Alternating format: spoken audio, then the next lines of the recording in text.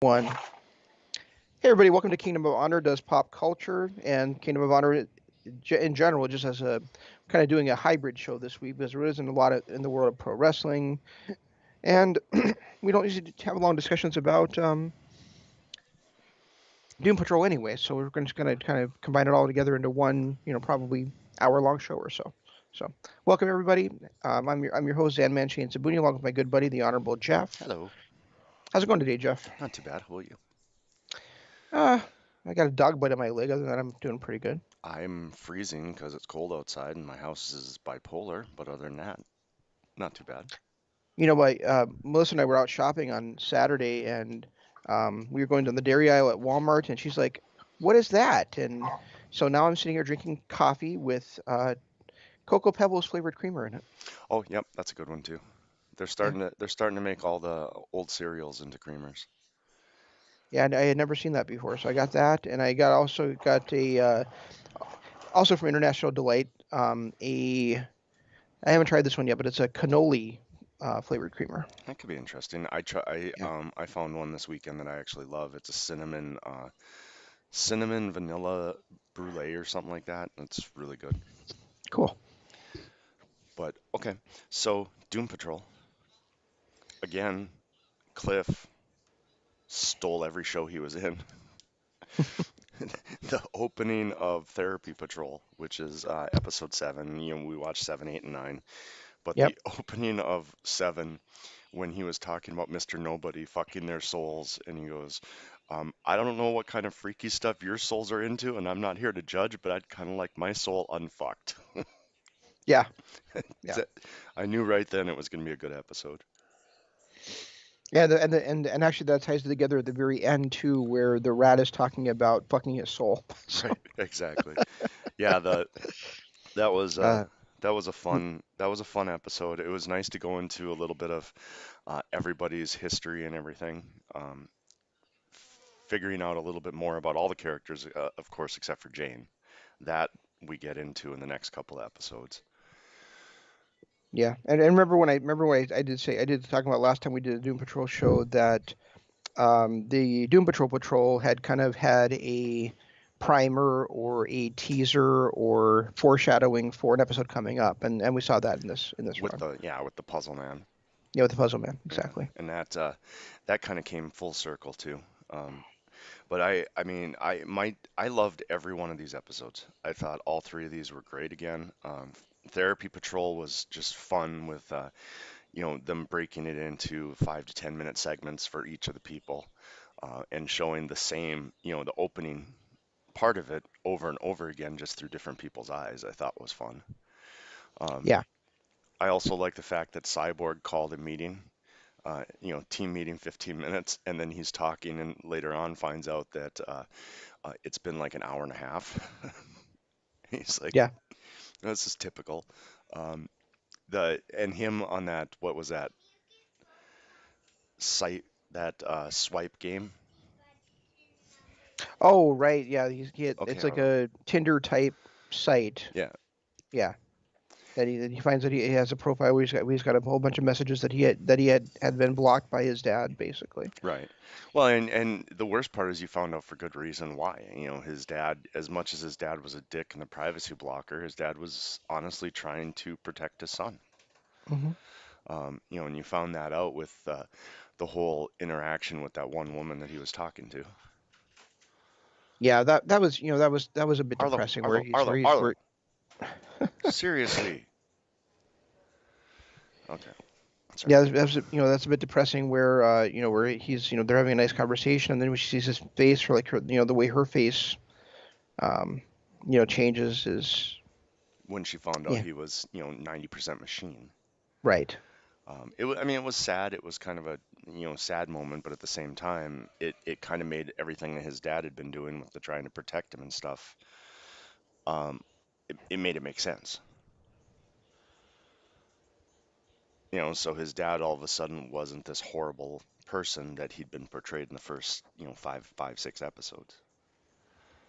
Or at least that's not all that he is. Right. I mean, he's still probably a horrible person, but yeah, that and Mr. Nobody talking to the rat. and the rat, getting his mom run over and then convincing him uh, to turn on everybody to, basically, like you said, fuck their souls. I don't know. That was just a fun episode all around. It was, and um actually, like, seeing what was going on with Cliff, why he was yelling and why he shot Cyborg, or why he basically he was attacking Cyborg, so Cyborg ended up shooting him. Was basically he still has all this trauma about his daughter, like Right. finding out his daughter's alive. The last episode before this one, Cyborg had agreed to, um, had agreed to set him up on, or actually set him up with a Facebook style profile. Um, and he has smashed his computer, and that's kind of where we see him here, just kind of sitting there, like by smashing that computer, he kind of smashed his psyche, and that allowed the rat that opportunity to climb inside of him.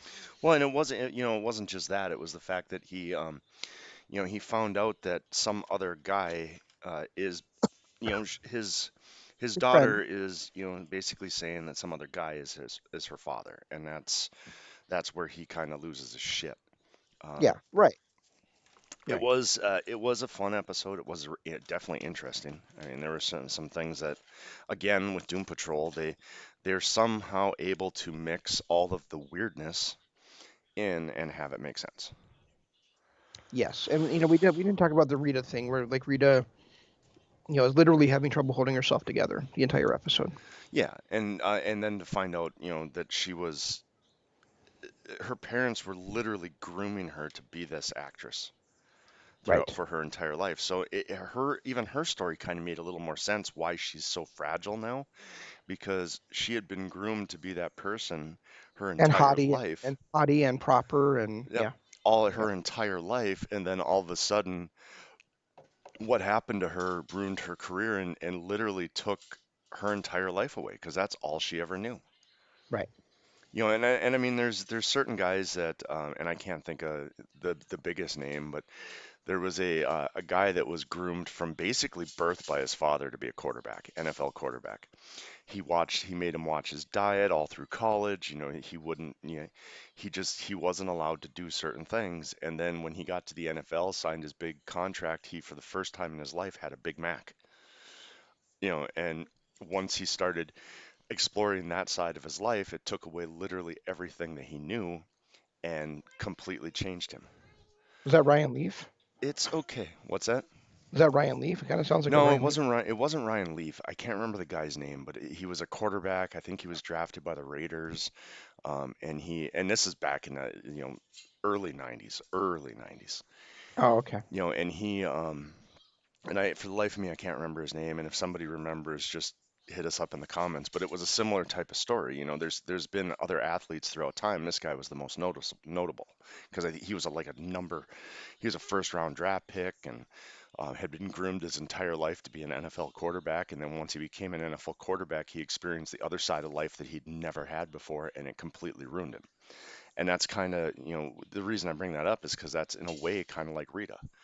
Rita was groomed her entire life to be this certain thing. And then when she had her accident that turned her in basically to the blob, um, it just ruined her entire life. And for the last couple episodes, we've been kind of seeing a journey for her where she's finally coming to grips with it. Absolutely. And that and this show is a show about people with superpowers, but really it's just a show about people. Right. And Exactly. it's great to see how it's not a show where you know they're going to be saving the day every time. They're a lot of times they're just kind of trying to save each other, save themselves. But So speaking of saving the day, they kind of did that in the next episode. yeah, which I think is probably my favorite of the series so far.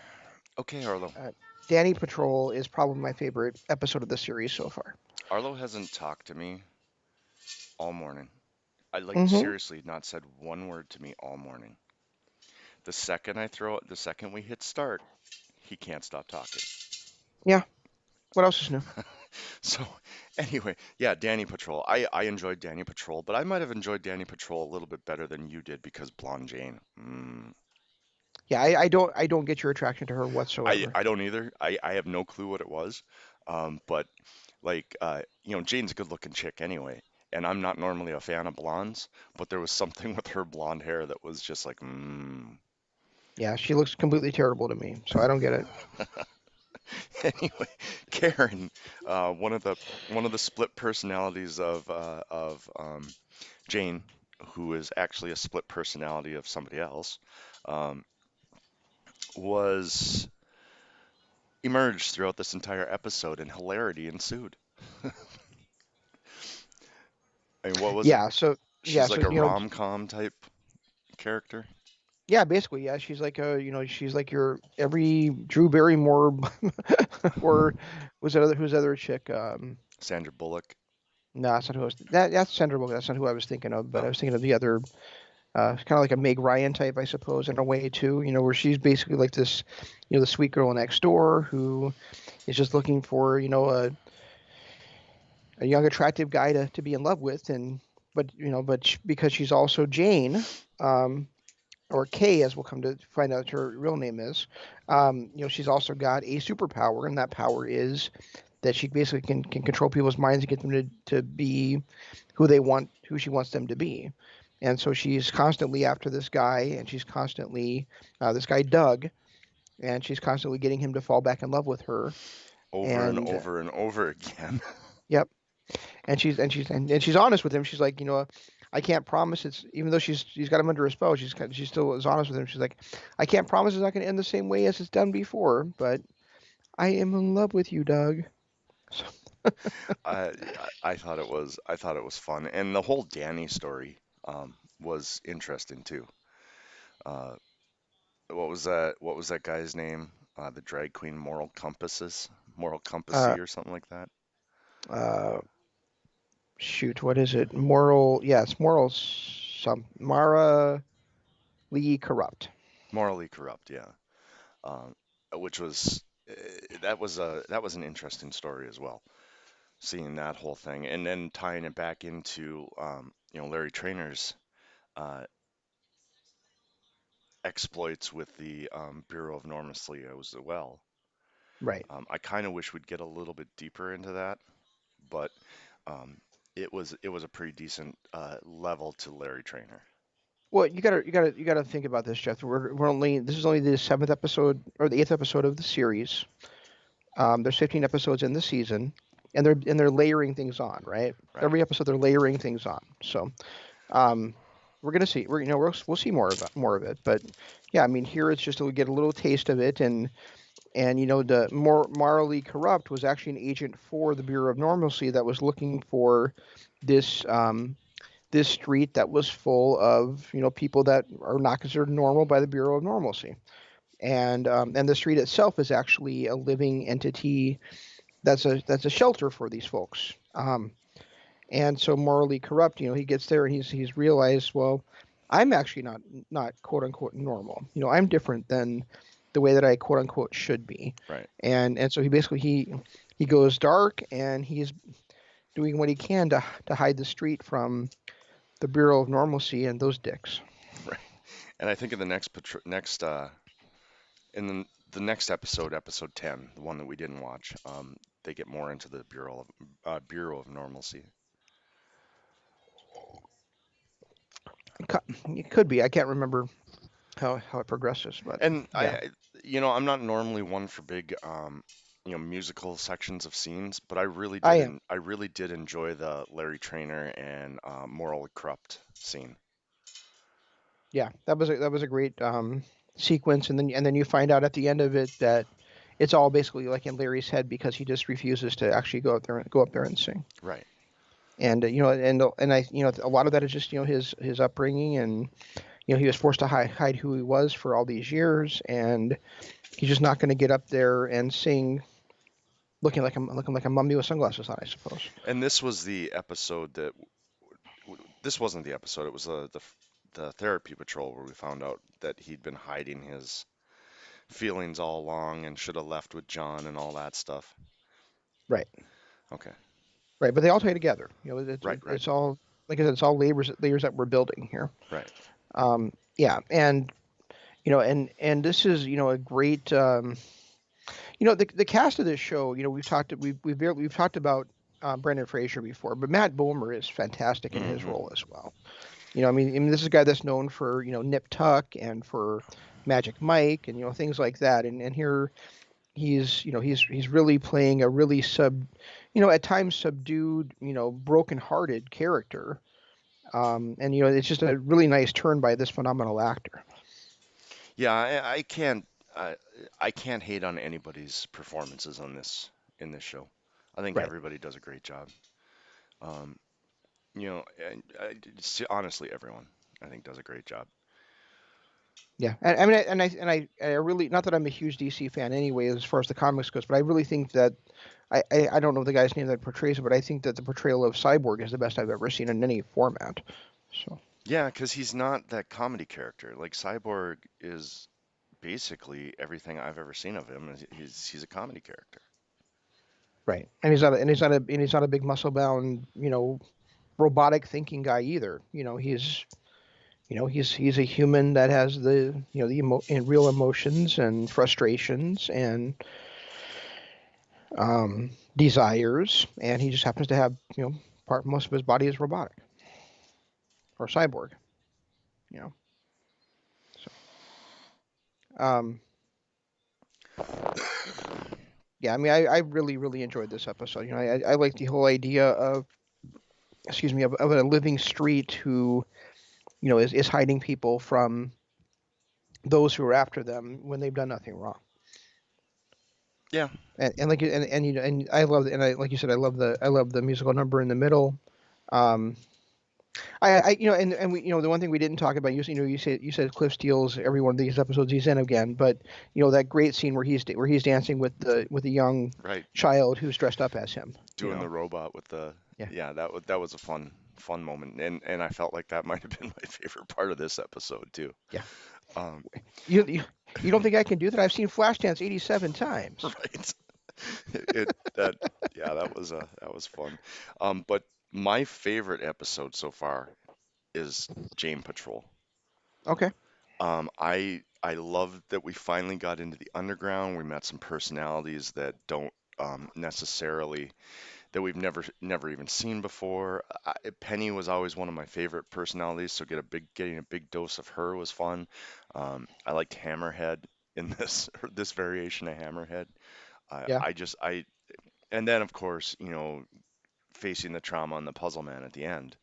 I just kind of wrapped it all together. I Yeah. this was easily my favorite episode so far.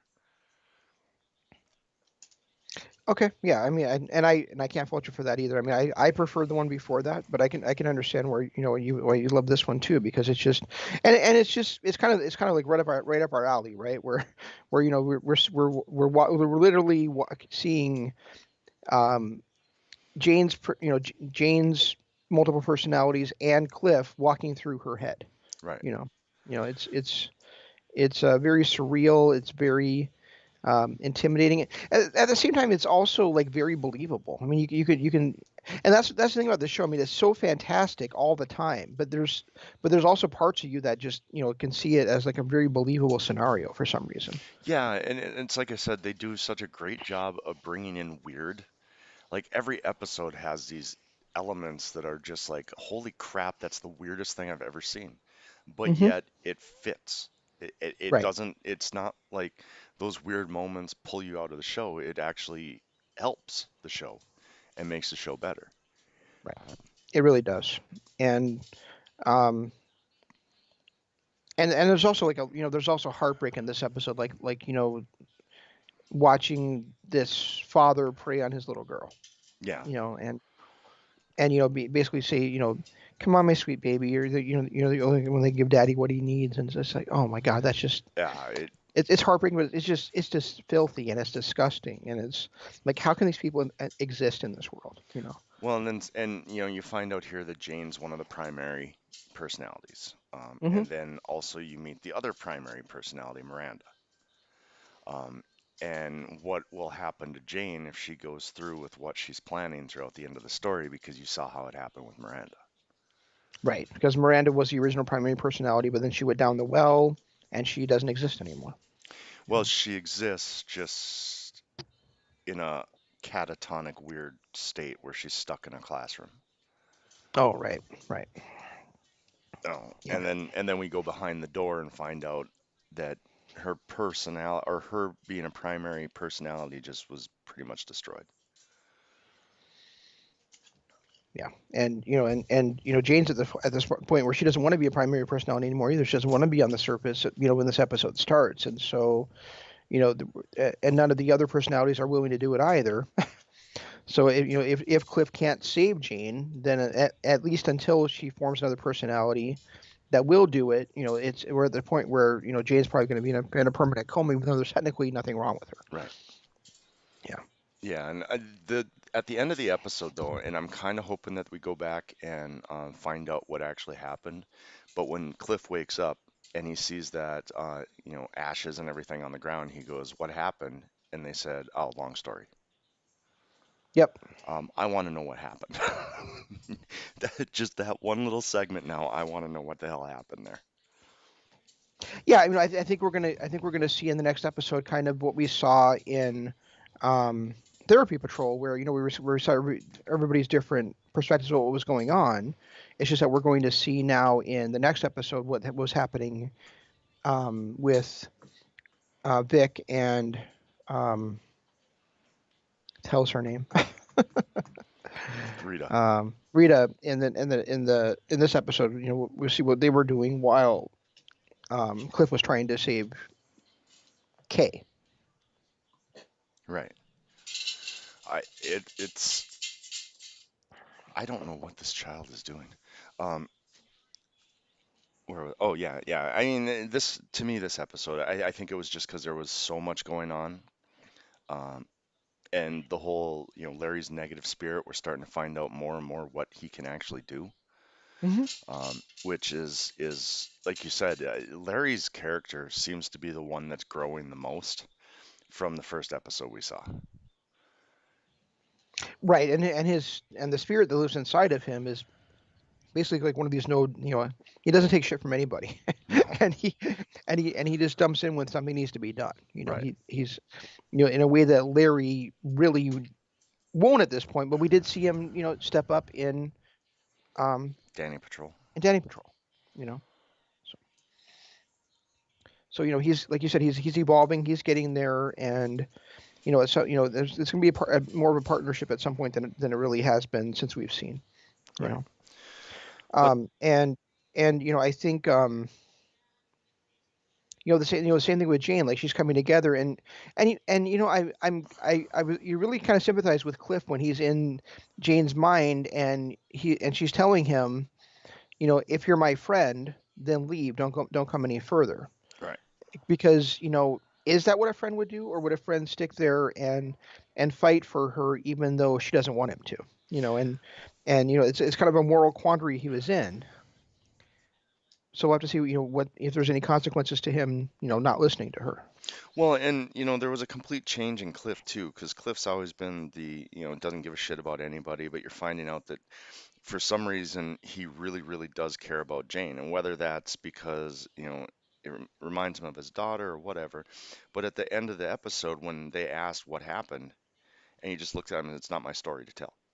Yeah, That was an evolution of Cliff too, because Cliff would have the old Cliff would have just been blabbing no about what happened. filters. Yeah. Yeah, no filters. And this, he was like, no, it's not my story. So that that little evolution of Cliff was a great turn by him as well. Yeah, absolutely. But I mean, I don't have much more to say about all this. So I don't know. Um, do you have any wrap ups or anything on that? That No, just looking forward to more. I mean, we've got probably two more episodes we're going to do as a show. With six more episodes to watch this season, and then we have, I think, a total of 9 episodes in season two. So, and then Oh, yeah, we'll be all you caught got up. me all confused. There's two more episodes. Wait, no, I thought there was three more. Now I meant two more shows for us to do.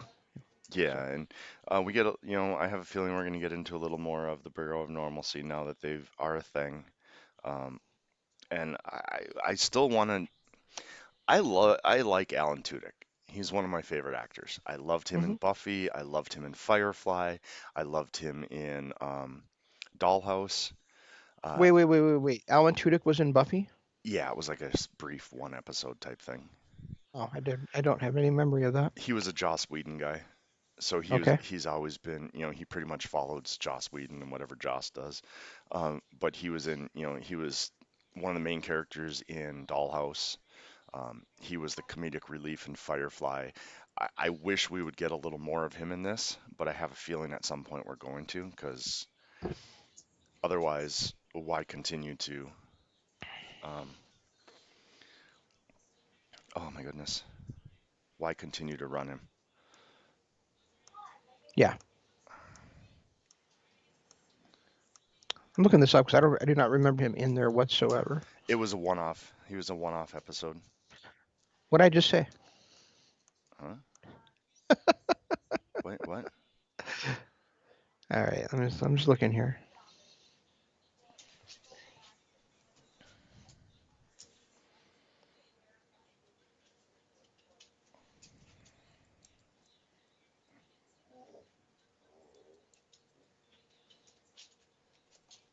Ah, it says he was in Firefly and Dollhouse. Nothing about him being on Buffy.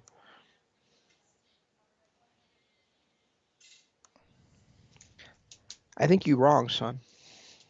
It's possible. I might have been thinking, and I know I was thinking of not Alan Tudyk, but the guy who played Nathan in Firefly. Nathan Fillion was in Buffy Yeah, as like an evil priest. yeah, and he was only in one episode.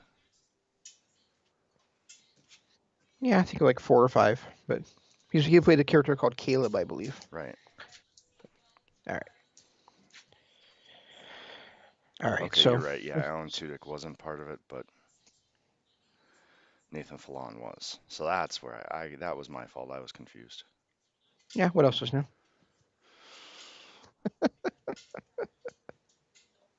Yeah, so Nathan Fillion's been in 3 different Joss Whedon projects. He's been in. He was in uh, Firefly slash Serenity. He was in Buffy the Vampire Slayer, and he played the lead role in, or he was in Doctor Horrible's sing along blog. Right.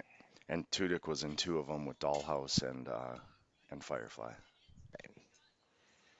Oh, I remember the other show I was thinking of him in, V. When they remade V, Okay, he was one of the aliens in that, I really believe that.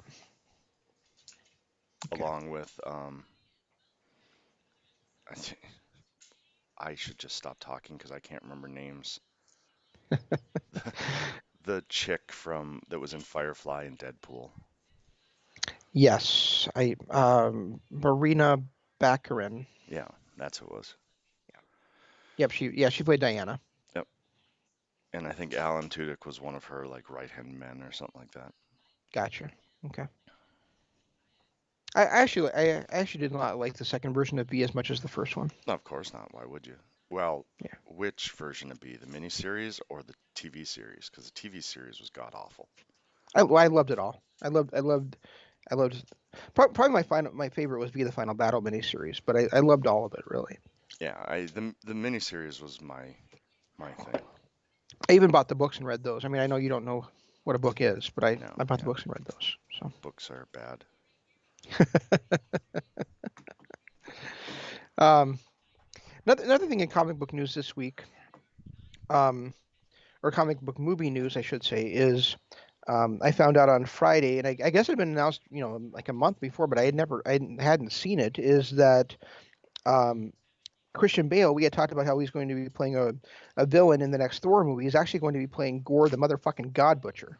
So Which that's going to be interesting because that was one of my favorite Thor stories. yes, it's well, and it's the beginning of the greatest story of all time.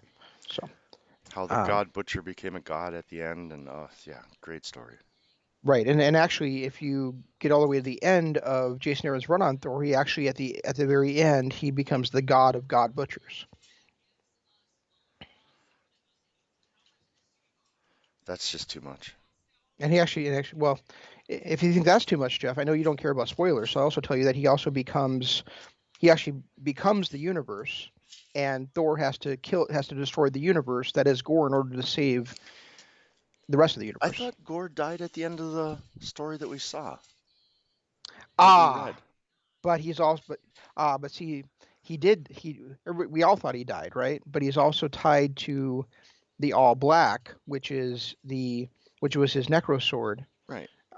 And but the All Black is cannot be destroyed, and so his spirit was actually inside All Black for eons Oh, until Loki brings him out at the okay. very end at the very end of the universe. Yep, starting to get too much for me. well, well, if that's too much for you, just one more step, and that is that All Black actually turns out is the very first Clintar. Yeah, too much. Do you know what a Clintar is? Yes, Okay. too much.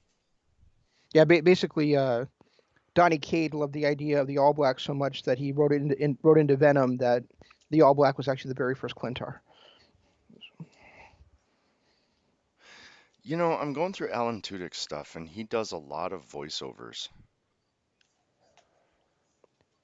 But the big thing I wanted to say is that I'm just Christian Bale is such an amazing actor for him to be playing such an amazing character. I'm very excited for. I'm not going to sit here and think like this. Like I talked about Dark Phoenix last week. I'm not going to sit here and think, okay, they're going to do Gore the God Butcher fantastically. It's going to be just like the comics. It's never going to happen. But I No. think I still think Christian Bale is going to do a fantastic job playing that character. My only thing with it is, how he loves to change his body for his roles. Like he gets super buff to be Bruce Wayne. He thinned himself up super um, to be the machinist. He's had other roles where he's like paunched himself up and like grown these huge beards. So I'm just wondering how he's going to grow those tentacles out the side of his head. If anyone can do it, Christian Bale can. Exactly. Has Christian Bale done really anything since Batman? I can't Yeah, really he think did. of. I haven't seen it yet, but he did with Matt Damon. Ferrari versus Oh yeah, yeah, something. yeah, yeah. You're right. Okay. The one thing that I'm kind of looking, I think this is one of the first times he's been a villain since American Psycho. And American Psycho is one of my favorite movies of all time. Yeah, it's a fantastic movie. So I'm looking forward to seeing him, you know, be a villain again. Let me see Yeah, here. Because of course I have to look up Christian Bale. and the thing is that Gore, like all the best villains, like we talked about with the Joker, we talked about with other characters that are evil. Gore does not consider himself to be a villain. Of course not. Gore is trying to rid the world of gods because God, or rid the universe of gods because gods, um, have failed everyone basically. Yeah, I mean, and his his wife died because of, he put all his faith in the gods. So he was taking out his, that's coming in 2022. He was taking out his frustration on gods by killing them. Right. I think the only thing that I've seen, you asked about Batman. I think the only thing that I've seen of his movies that he's done since Batman is American Hustle. Yeah, and I'm looking at his list here, and I haven't seen any of these. Ford versus Ferrari was the one he did with Matt Damon. Right. And then the only other one that I recognize here is American Hustle. So, but you know, there for a while he was on a roll with the Dark Knight series, Terminator Salvation. He was in 310 to Yuma, which I thought he was great in. Rescue Dawn. He was great in The New World. He was great in The Machinist. Equilibrium is one of my favorite underrated movies of ever, and I think that seeing that movie is why he even got the Batman role to begin with. But he I goes, actually I actually forgotten he was in Terminator Salvation, but he he, was. he was John Connor, Yeah, I know. But I forgot. You know. and still my absolute favorite movie uh, of his was American Psycho. I Yeah. love him as Patrick Bateman in American Psycho. One of my favorite scenes is him with a chainsaw running through the halls naked and standing at the top of the steps with this chainsaw just kind of following the chick as she runs down and then drops it. It is just a great scene. He was also in a very early in his career. He was also in a movie called Newsies that was a Disney flick that I saw in the theaters, and I watched it again on Disney Plus maybe 6 months ago, and I would highly recommend not watching that movie. It's terrible. It's that bad, huh? Yeah, I mean it's a musical about the newspaper boys like in the 1940s or 50s, and usually I love musicals. This was pretty terrible. So, It kind of just shows how fickle people are with actors. Because, there for a time he was the hottest actor in Hollywood. yeah, but he was Um, also doing one of the hottest properties in Hollywood at the well, same no, time. even before that, with American Psycho and Equilibrium and The Rain Machinist, of Rain of Fire. Reign of Rain of Fire. Fire I was mean, Fire was a big movie too. but if you look at it, I mean, there was Morgan Freeman was the hottest actor, Tony St or not Robert Downey Jr. Now it's The Rock that can't do anything wrong. But it just it's amazing how fickle that people are with who's considered the greatest actor in Hollywood. Yeah, I think that people get not that Denzel not saying that Washington was there for not like saying a couple years. not saying that he would be, but I think people sometimes get pigeonholed into roles, and I think also sometimes people get sick of actors. Like I personally got sick of The Rock, but It- yeah, because it seemed like every movie that came out, The Rock was in for a while. yeah, You but know, that's what I'm saying. It was the same way with Will Smith for a while. It was the same way with yeah, Denzel Washington. It was the same way yeah. with you know, how many other people throughout. I'm saying, be careful. You're doing a whole bunch of black actors who don't come across as racist. So, Well, I mean, Robert Downey Jr. after the Sherlock yeah, Holmes thing, and then of yep. course he got, typecast as Tony Stark, which just was movie after movie after movie. But even after his I think Sherlock, I think I think Schwarzenegger felt the same way in the '80s too, yeah, and Sylvester Stallone too, and Patrick Swayze. right? Oh yeah, poor Patrick Swayze. He's an actual great who was typecast. He was definitely Yeah, typecast. yeah, my point was that he felt like he was in every single movie for a while, like Point Break and um, Well, shit, there's another one Roadhouse too, and Keanu Dir- Reeves. Dirty Dancing. Yeah, And no one would mistake Keanu Reeves as a great actor. I mean, yes, I've yes, s- he is. I've seen him do some roles that were absolutely astonishing. Um, but there for a while too, he was another one that was literally in almost every movie that came out. Yeah, and I think another one that was like late '80s, early '90s would have been Harrison Ford. Yeah, yeah, he had that run with The Fugitive and Indiana Jones movies, and of Jack course, Ryan movies. and the Star Wars movies. Yeah, he had a hell of a run there too. Yeah, I still think Harrison Ford is the greatest actor I've ever seen. Oh, and don't forget Bruce Willis's run. Yeah, He was another one that after he quit moonlighting and did Die Hard, he was one of those that was just in every single movie that came out. yeah, feels like it, doesn't it? And Brad Pitt for a while as well. Yeah, Brad Pitt. But did Brad Pitt ever really go away? The one thing I like about Brad Pitt is I never saw him play the same character twice until the Oceans movies. Yeah, yeah, And and I still love his the movie I saw him debut in, which was Legend of the Fall. see, the first movie I ever saw him in was the vampire one. I can't think of it. Vampire Diaries. No, the one with Oh no, Tom Interview Cruise. with the Vampire. Yeah, that's the first movie I ever saw. Then I saw Legends of the Fall.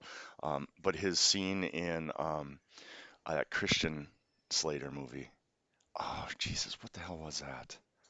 Where he played he was just the pot smoking roommate.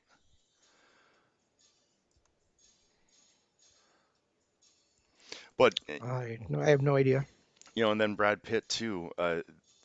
The fact that in his Ocean's movies, he literally ate in every scene. Every scene he was in, he was eating.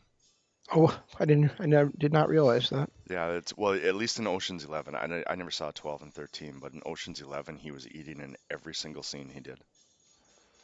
Well, I guess actually this the first his first movie was actually Um, that's the first movie, but I guess the first movie I ever actually saw him in was Thelma and Louise. Yeah, yeah, he was And then amazing. and then the second one was Cool World. But I guess what I when I really think about it, the my where I think about really in liking him as an actor started with Legends of the Fall. I loved him in 12 Monkeys. Seven was one of my favorite movies by him. Yeah, I mean Um, he had that four great picture run with Interview with the Vampire, Legends of the Fall, Seven, and 12 Monkeys. right, and then Sleepers right after that, The Devil's Own, 7 Years. And I mean, he just California is the movie you were thinking of. True Romance is the one I was thinking of. And then I loved him in Snatch. Well, California, the whole purpose of that character was because of his Thelma and Louise portrayal. What Yeah, he did in Thelma and Louise, they made that into a total character that was basically the movie California. And then the movie I was thinking of was his True Romance, where he was playing, somebody's pothead roommate. yeah, I never saw that one. Um, I and then he goes, he had that, and then I kind of think of him having that cameo where he gets blown up in Deadpool 2. Yeah, yeah. I didn't realize he was in Freddy's Nightmares, the TV show. Oh, I didn't. I guess I don't really think of him as being a television actor, so that makes sense. Well, he was in Growing Pains, a couple episodes there. Freddy's Nightmares, one episode. Head of the Class, one episode. 21 Jump Street, one episode. And then Dallas, he was in like 5 episodes of Dallas. Hmm. Oh, his very first role, 1987, a show called Hunk. He was an uncredited actor who was just a boy at the beach. There you go. That's what I remember him from for sure. And then and then 4 years later, you want to talk about somebody who was in every movie that came out, from 91 to 98. He was in 1, 2, 3, 4, 5, 6, 7, 8, 9, 10, 11, 12, 13, 14, 15, 16, 17, 18 movies from his, 18 movies in 10 years, basically. not even 91 to 98. So like All eight right, so years. 8 years. All right. And then right away, oh, Jesus Christ. And then the next 2 years, he's in Being John Malkovich, Fight Club, and Snatch. So he Yeah, was that's a few. he was in 20 movies in 10 years. Yeah, That's insanity. yeah. There you go. Wow. Just insane. So, Anyway, so enough of that. Let's transition into briefly some wrestling talk. One thing I want to talk about before we really get into anything is last week after our show, people that were listening to us heard that I agreed with Dave Meltzer. So I told Dave Meltzer that I agreed with him. After some back and forth, it came out that Dave Meltzer bases his rating system not on an opinion. What that means is that we're all watching wrestling wrong, I guess, because there is an actual formula that is used to determine whether a match is a 5 star or better match or not. oh, So that being said, I'm going to go back to watching wrestling wrong and watching it for, my enjoyment. And if I feel a match is a 5 star match, then it's a 5 star match in my opinion. And I feel like everyone should maybe stop. You should start watching wrestling for what they enjoy, and not listening to insiders who tell you what you should enjoy, I guess is the way I'm going to put it. yeah. I've always felt like a 5 star match, you get this feeling in your gut about it. You get you and it like fills you with emotion and adrenaline and things like that. I don't think you can really. I mean, if Dave can do it for himself and for his business, that's cool for him. But I'm not going to tell anybody how to watch wrestling. And we talked about that before. You watch wrestling for what you enjoy. Watch wrestling for how you want to analyze it, if that's what you want to do. But so if that's what works for Dave, then more power to Dave. But to me, I'm not going to sit down with a checklist of things that happen in a pro wrestling match to decide whether it's a 5 star match or whether I liked it because, or whether it was great or good or mediocre or poor, because that to me would take all the fun and enjoyment out of something that I really have enjoyed over the last 38 or so years of my life. So Well, and if you think about it, we had this discussion at Final Battle a couple years ago, when uh, ZSJ took on Jonathan Gresham. And it yeah, was like a 10-minute match, and it was one of the best matches we've both ever seen. And we had that discussion, can a five-star match be less than 15 minutes? And that match right there proved it in our eyes. Now, if you go off of a formula, then absolutely not. It cannot be. Because it has to go a certain length, and it has to pop a crowd at a certain time, and it has to resonate with this certain demographic, and it has to hit a suplex here at this moment that is the best part of the match to tell that suplex story. It's just not, and I don't think that you should. I think you should be watching it for enjoyment. If you enjoy the comedy wrestlers, great. If Toro Yano is what floats your boat, fine by me. If Okada is more your style, great. If ZSJ and because when you watch these people, like ZSJ never gets a run as one of the greatest wrestlers in the world, which blows my mind because when you watch him wrestle, he's one of the greatest wrestlers in the world. But yeah, yeah, he absolutely is. I mean, we you and I have talked about this before, that when I when I was first when I first, I guess, was drawn to Kyle O'Reilly, it was because of his hybrid style. right, And then when where he would attack a body part, and then when they started protecting that body part, he would go after another body part, because he wasn't going to do the old time honored tradition we have been coached from the days of our early days watching WWF and NWA and AWA and USWA anyway, was was to go after one body part and eventually to get them to submit to that, or to have that one body part weakened, and then that's the key to winning a match. But O'Reilly was like, well, I'm gonna take any body part that you give me, and if you won't give me the arm when I've been working on it, I'll take your leg, and if you won't give me the arm and the leg, I'll take your head. That's why when we started watching more of NJPW and saw more of Zack Sabre Jr. As he became more prominent there, I said he was like Kyle O'Reilly advanced, because he does exactly the same thing, but he's also always like doing little twists on the move. He doesn't keep the same exact hold on for more than a few seconds at a time.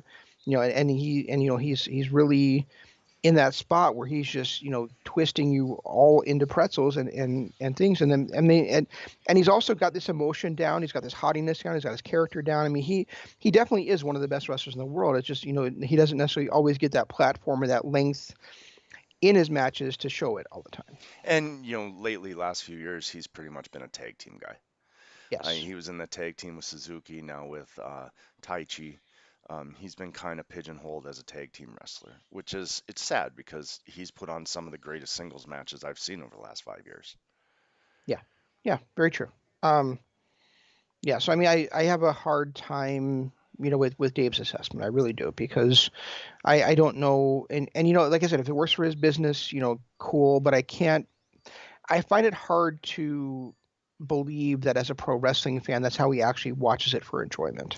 Yeah, and I asked him that, because I brought up, it's opinion. Wrestling is opinion based, and he came back and said, yeah, opinion plays some of it, but my opinion can be argued. I go off of by analyzing the data on what pops a certain demographic. And and that's and that makes me wonder, how has he been doing that for the last 30 10 some years. months? Well, the last 10 months, Well, yeah. because there's been either very limited crowd, or crowds of just pro wrestlers, or no crowds at all, Well, I you know. mean, and what started it was I tagged him, say, "Hey, Dave, you and I finally agreed," and it wasn't, it was more of a woohoof Jay White post than a dig on him, saying, Jay White is one of the best ever. Yeah, Uh, it was kind of a tongue in cheek, and then praise of Jay White. Yeah. yeah, and his response to it was, well, you shouldn't be publicly admitting that you know absolutely nothing about wrestling, but you lucked into knowing that Jay or seeing that Jay White was good. Yeah. That was his response to me, which is a total dickhead response. But that's where I came back and I said, you know what? It's all opinion based. I personally don't agree with your match ratings most of the time, especially when you look back through the 2000s. He only had, I think, like seven 5-star matches the entirety of 2000s, like 2000 to 2010. And in that, there was no Shawn Michaels Undertaker, either one of those matches. There was no Shawn Michaels Ric Flair.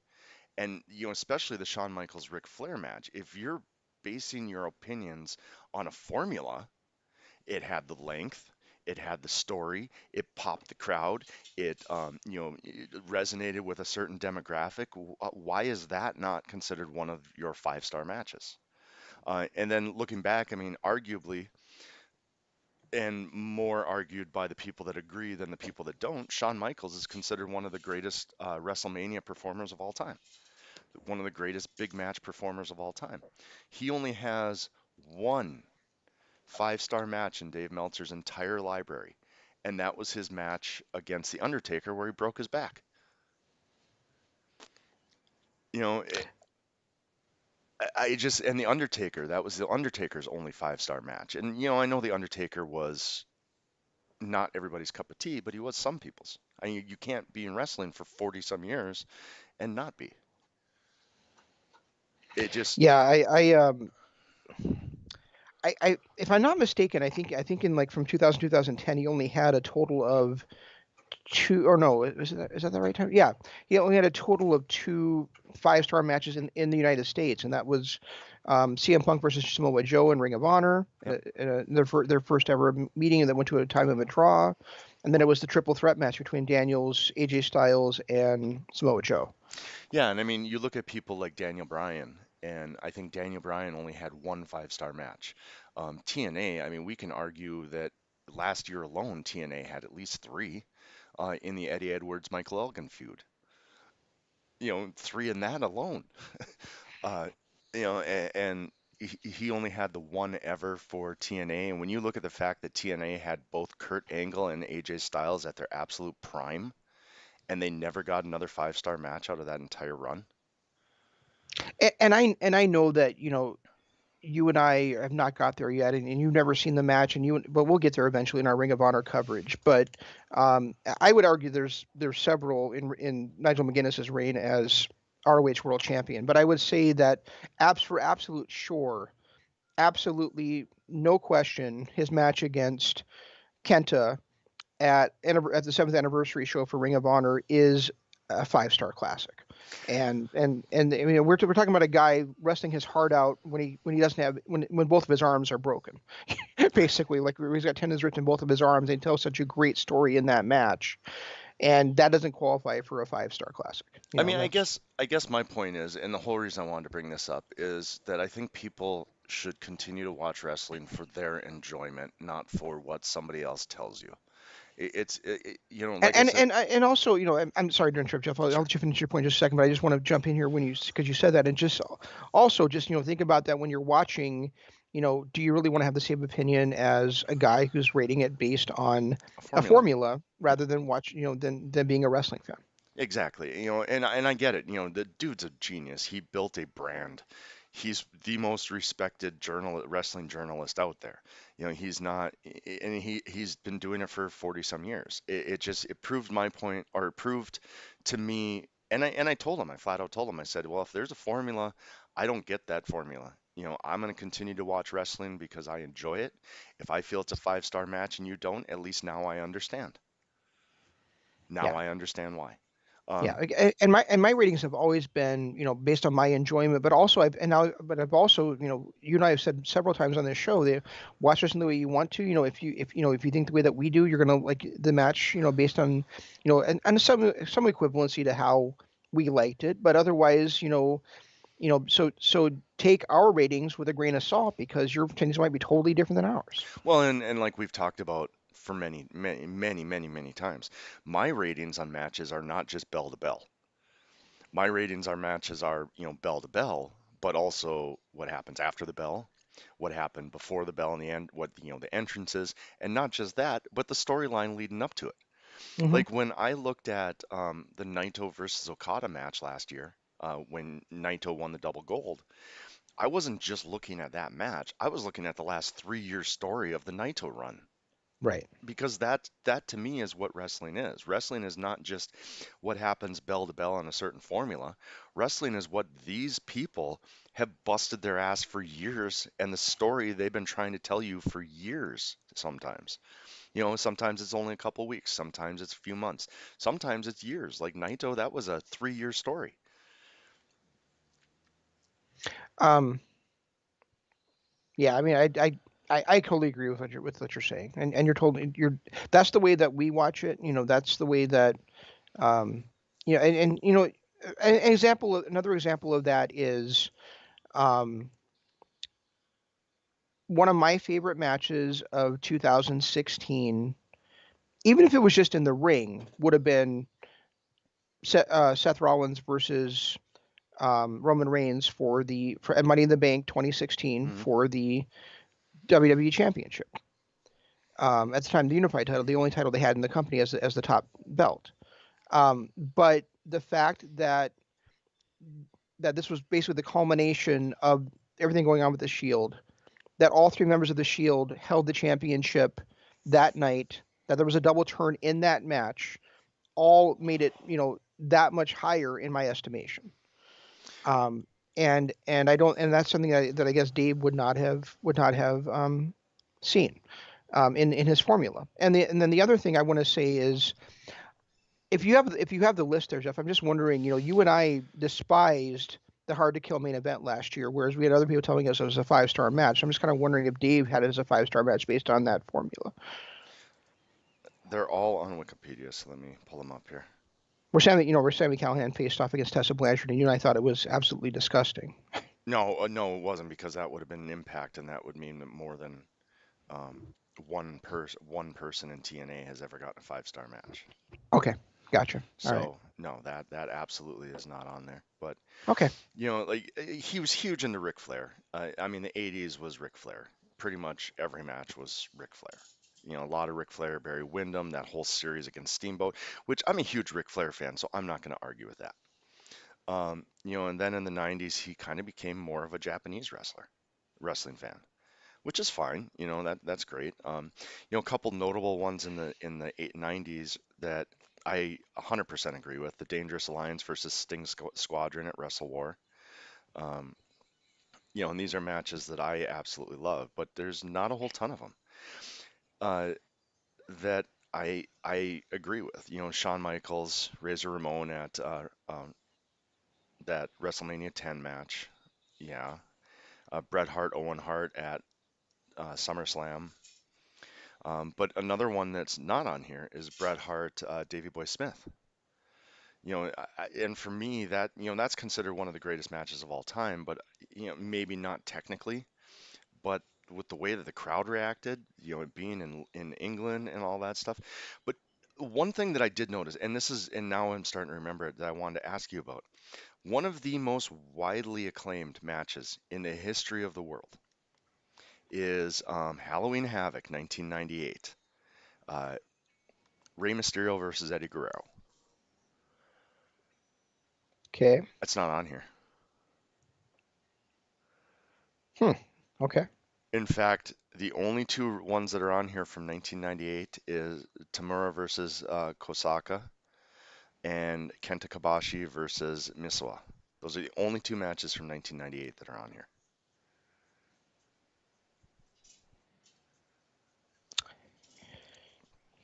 Interesting. But I mean, when you talk to people, even back then and now, that is considered one of the greatest matches of all time.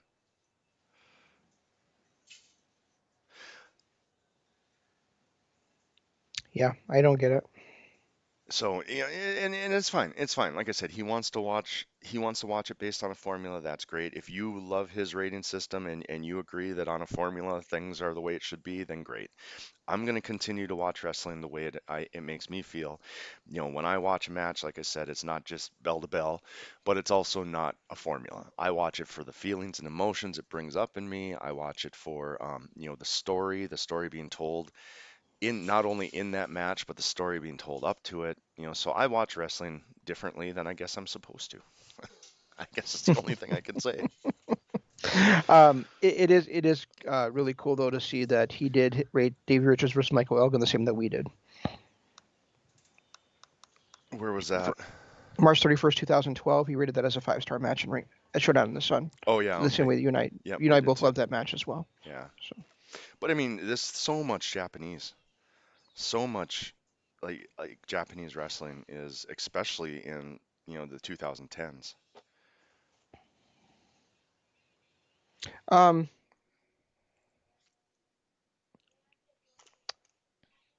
what did you actually watch any of Genesis? I watched the Austin Aries finals match, and I started to watch the Moose match, the Moose and but then I remembered how it ended, so I punched out. I just I didn't finish it.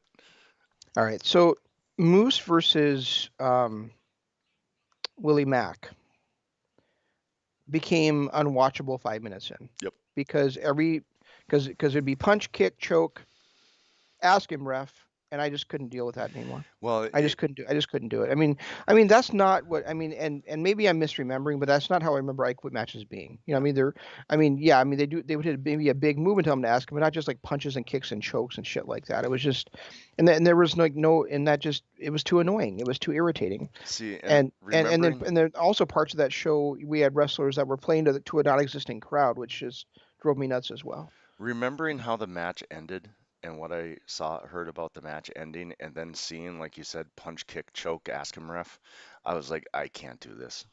I just can't watch this. And the ending of that match with Moose just basically destroying Willie Mack, and he decides to quit and lose the match because Rich Swann came out and said, "I'll give you a title match." It just that ending just blew my mind Wait. Moose said I quit because Rich Swann offered him a shot at the at the title. Impact Championship. Yep. He's already the TNA champion. Why does he care?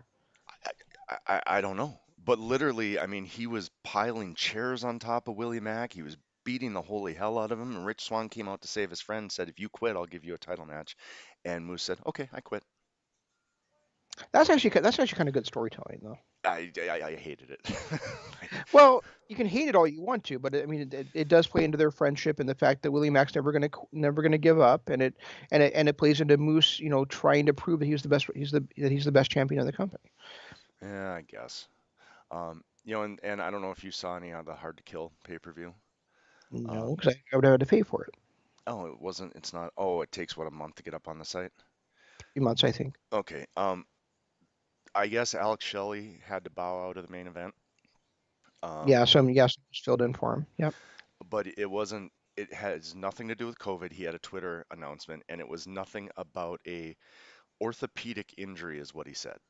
Okay. But he alluded to, and I don't know, I'm only speculating, but he kind of alluded to some other kind of health issues because he kept talking about how he needs to, he thanks Impact for protecting the wrestlers, not just on this night, but going forward. And he flat out said it has nothing to do with COVID. I don't have an orthopedic injury. So I'm curious as to what it is, but clearly it's something that he felt put himself at risk, and or maybe even the other wrestlers in the ring. And it was something that he could not continue to wrestle. That's too So bad. hopefully, whatever it is, he recovers quickly, and we can get him back in the ring soon. Um, the other, and that's great that he's praising Impact for that, but at the same time, Impact once again had a terrible parting of ways with one of his performers. Hmm. They they are a company that, you know at this point, obviously they have a bit of national coverage. The wrestler can get exposure from going there, but as a pro wrestler, why would you ever see yourself as a why would you ever tie your sales to Impact as a long term um, option for you? Why would you? Because they treat their talent horribly. You know, when you leave the company, they treat you like shit. I mean, and this is even with new ownership, not new ownership, but new people in charge of the company now. I don't understand. This company is always having their talent leave on bad terms. And I mean, I can't think of a single. I guess other than when LAX left and went to AEW now as just Santana and Ortiz at this point. Proud and powerful. Yeah, but they don't call themselves that. So, PNP. but now other than them, I cannot think of a single talent in the last I don't know how many years that has left that company with it being amicable. And they went out the door like as legends, as and honors and everything like that. But everybody else, it's like they get shit on for leaving. Well, even all the way down to AJ. When Yeah. AJ left, he left because of them not honoring checks and just not being able to pay him. And I think that was the same with Robert Roode and um, I can't think of the guy's name, the little guy, Eric Young. Um, Well, he's back with them now. yeah. Well, Kurt Angle, when he left, it wasn't. It was kind of amicable, and they were fine. I mean, he even got a farewell tour. Okay. Well, that's two. That's then one tag team and one singles wrestler in the last how many in the last decade or so Oh, where where it's Ever since where Dixie Carter took over. yeah, so where it seemed where they left on good terms, and it's just but I mean we've seen it happen with Austin Aries, we've seen it happen with Michael Elgin, we've seen it happen with Tessa Blanchard, we've seen it Killer happen Cross. Killer Cross, yeah, I mean it's whoever and Mike Bennett and Maria Bennett the same way. I mean, it just it doesn't seem like it matters, where you are on the totem pole, what you're doing for the company. It seems like there's a lot of bitterness and hard feelings. Matt Hardy and Jeff Hardy, big one. Oh yeah. How you leave that. It doesn't matter. It seems to matter like how or when you leave that company. They're always going to shit on you out the door. And I just can't imagine you know when we've seen people have huge disputes with WWE, they're always still wish the well on their way out the door. Right. You know, and as much as you and I may have issues with WWE's booking, with things that Vince McMahon has done, his poor taste in things. They're as a company, they're never, they're always wishing people well. They're people always have almost always have a door open to them to come back. Unless you're You know, Randy Savage. yes, that's why I said almost always. But I mean, we even saw CM Punk come back in the last couple of years Yeah. or the last year or so. But I mean, it's just um, I can't imagine a company, continuing to be to keep doing this and retain any kind of goodwill for or any like I said. I mean, if you're a wrestler coming out, an up and coming wrestler like Blake Christian is, for and other folks that were in this tournament, that all that company is good for is a springboard to someplace higher. Even a guy like EC3, I don't think he left on bad terms, but he did come back, and he did leave, and then when he came back, I just don't get why he was there for a brief stopover before going to Ring of Honor. Yeah, I don't either. Don't get me wrong, I love him in Ring of Honor and love his new character. Um, Well, I mean, and maybe he went there for a payday and just to maybe he wanted to help Moose and get Moose over a little bit more. Maybe that's all he came in for. Possibly. Yeah, but yeah, you're right. I mean, they can't hold on to their talent. They don't treat their talent well on their way out. Case in point, poor Ethan Page. Can you look dumber than he looked on his way out? No, and basically forced to have a match against himself using a character that he created himself.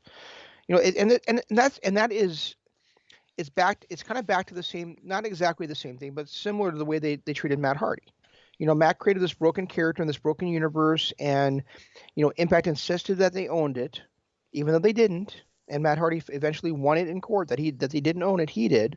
Same thing with Ethan Page here. He created a character on YouTube, and Impact basically cajoled him or talked him into or forced him, twisted his arm, however you want to phrase it, or however it actually went down. But it's property they didn't own, and they basically forced him to do that on a pay per view out the door. You know, Yeah.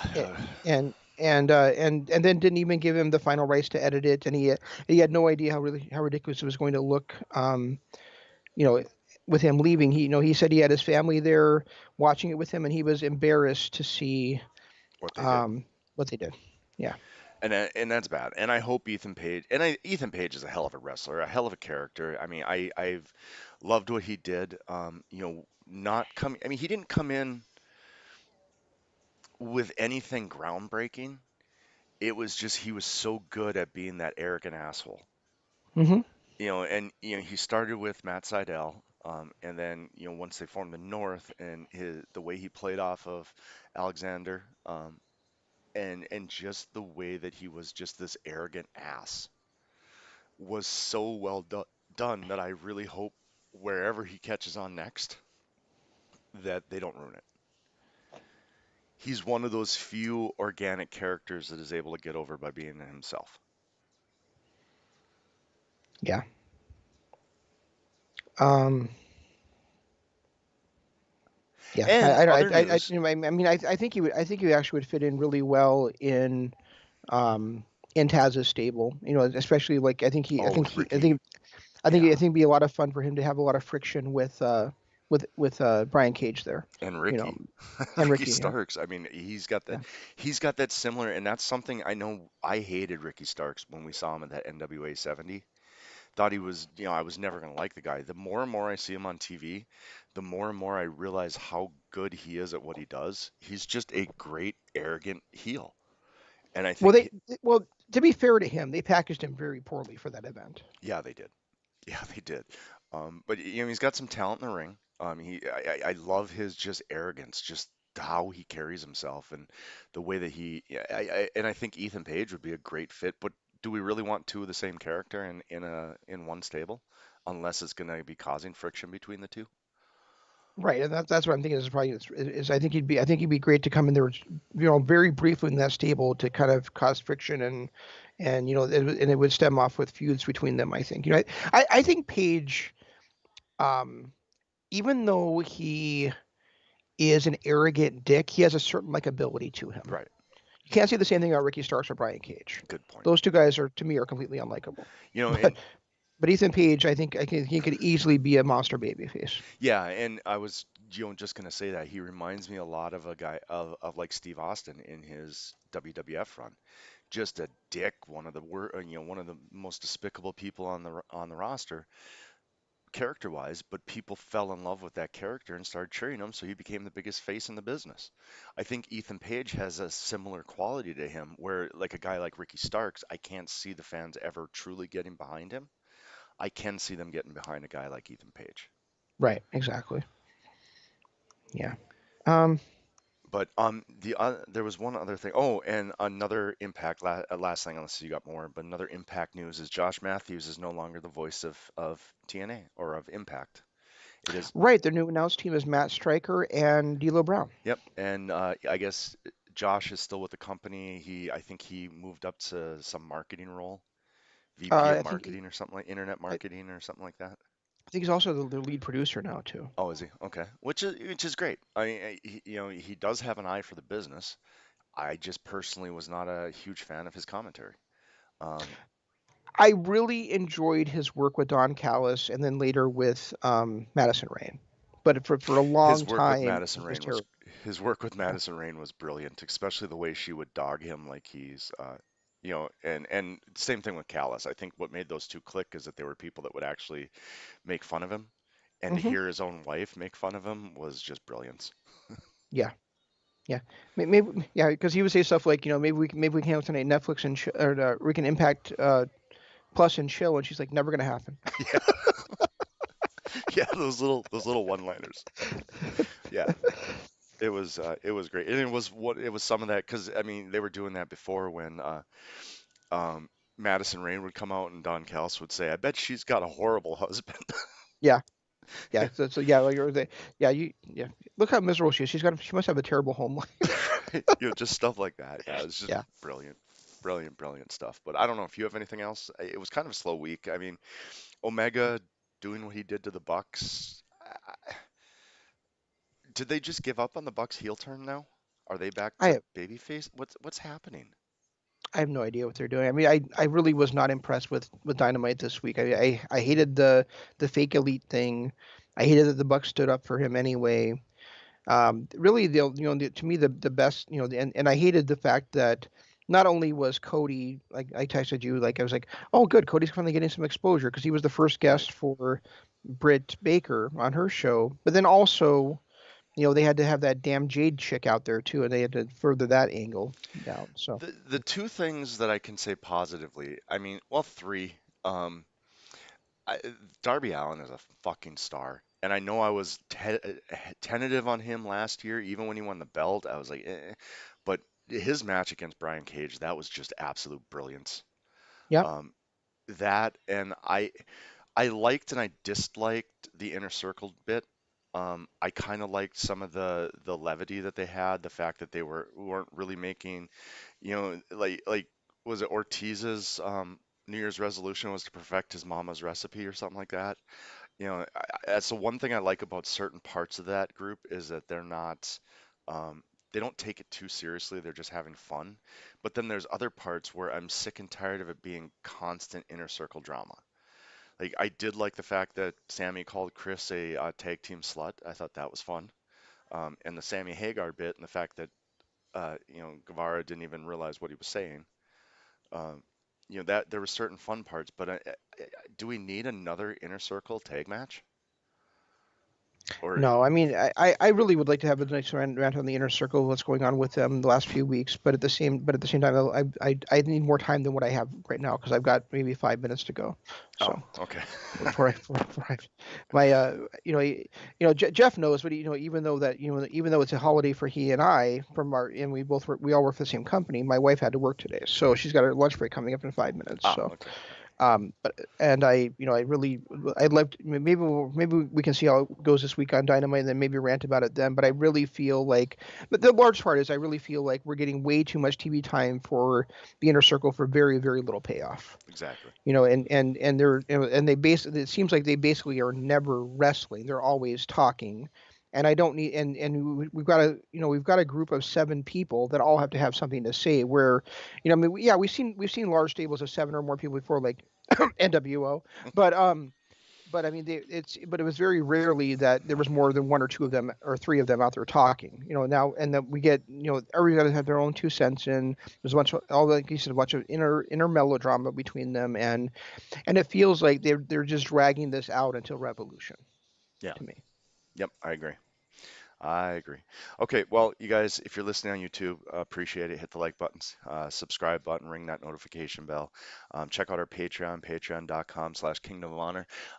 Because of current situations, we've got a ton of stuff for free up there that you can listen to, including last week's review of Dark Phoenix, because somebody, me, didn't have the volume turned up loud enough, so you couldn't hear.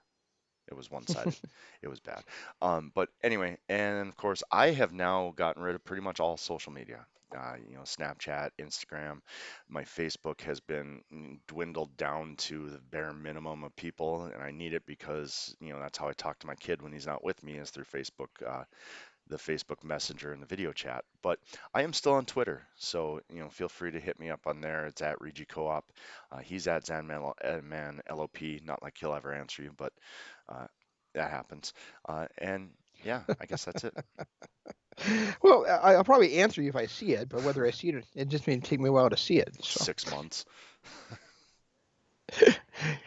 anyway, so next week we'll be back with next week, and Jeff, are we gonna get back into some Ring of Honor or ECW here anytime soon? I think we are, especially now. We really got nothing going on, right? I mean, Royal Rumble is what next week, but I, as far as pay-per-views coming up, next big one is Revolution. It's mainly just weekly shows right now, so yeah, we could probably squeeze in an episode here and there. When is the next Netflix movie that we're gonna, or the next HBO movie we're gonna watch? Well, I thought we're doing another. Are we gonna finish up Doom Patrol before we do anything else? Yeah, yeah, yeah. But I know that that we were talking about, watching them when they debut, like we did with Wonder Woman. I don't remember exactly. We'll have to look into that. I think it's a couple, but I think it is a couple weeks down the road at least. Okay. All right. Yeah. So let's do next three episodes of Doom Patrol and get that out of the way. Okay. And then we'll, once we get Doom Patrol done, then maybe we'll look into wrestling and some other things. All right, works for me. All right. That otherwise stay tuned to what we got coming up. I was going to say stay tuned to the LOP radio, but we're not doing this on LP radio today. But you can still check it out. It's not going to hurt you any. Right. Exactly. That's all we've got. I'll try to do better next time. This is Shane saying long days, pleasant nights, and remember, it's never goodbye. It's just till next time. Sad to see you go.